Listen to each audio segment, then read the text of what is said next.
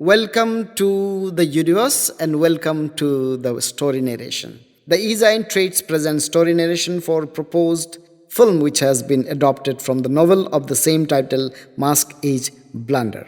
This time you are going to listen to the story Janata Curfew.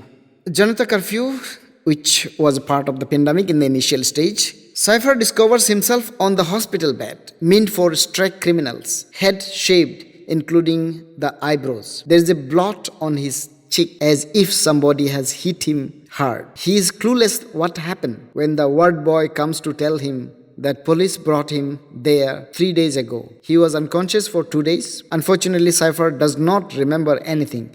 He can't recognize his names in his mobile so that he may call somebody to know about him. However, he remembers his name and that he is an artist. But he does not remember where he has been during the last few weeks. Regrettably, the hospital has inserted a pipe into his penis, for he has not urinated so far. Finding hospital treatment of no use, Abhishek brings Cypher to a new PG accommodation that belongs to Anand Sahu in Anandnagar, Mumbai.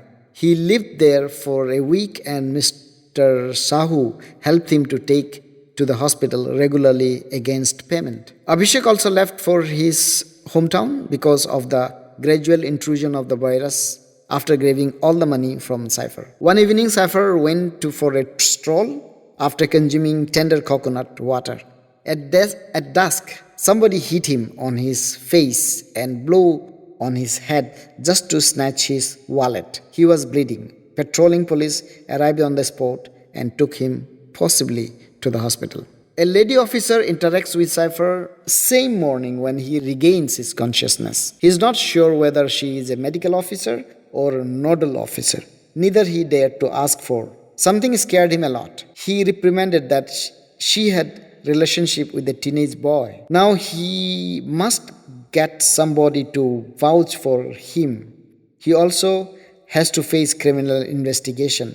It means Cypher is in police custody. On the other hand, he does not remember anybody's name who has been either his friend or relative. Considering his innocence, the hospital authority releases him. Cypher is ebullient to be released to go his place of his own, but he does not remember Anand Shahu's PG. He tells the rickshaw that he would direct the place if he rides him to Anandnagar. This place comes under Goregaon East, while he directed the driver to take him to the east. They roamed aimlessly for a couple of hours, but it was not possible, unable to find the address. The rickshaw smells criminal instinct in staggering Cypher, so he lodges a complaint in Meghwadi police station. On the basis of the suspect retorted by the rickshaw driver, policemen interrogated him almost overnight. The rickshaw driver thinks he would get a remarkable award to help apprehending a criminal. At midnight, there comes a young officer who takes Cypher to a trauma center in Jogeshwari. Later, he deciphers the lodging of Anand Sahu from distorted information and documents from his bag.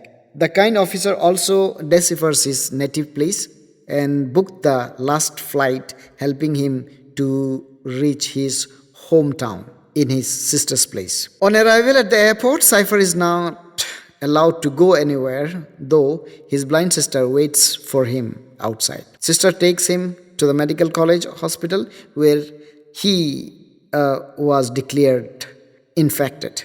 His urine through a pipe and put into a saline. Cypher is escorted to quarantine zone. After a week, he is allowed to reunite with his blind sister, whom he met after 30 years. Meanwhile, the country announces Janata Curfew and people become alert. That's all for this episode now. Thank you very much for your kind listening.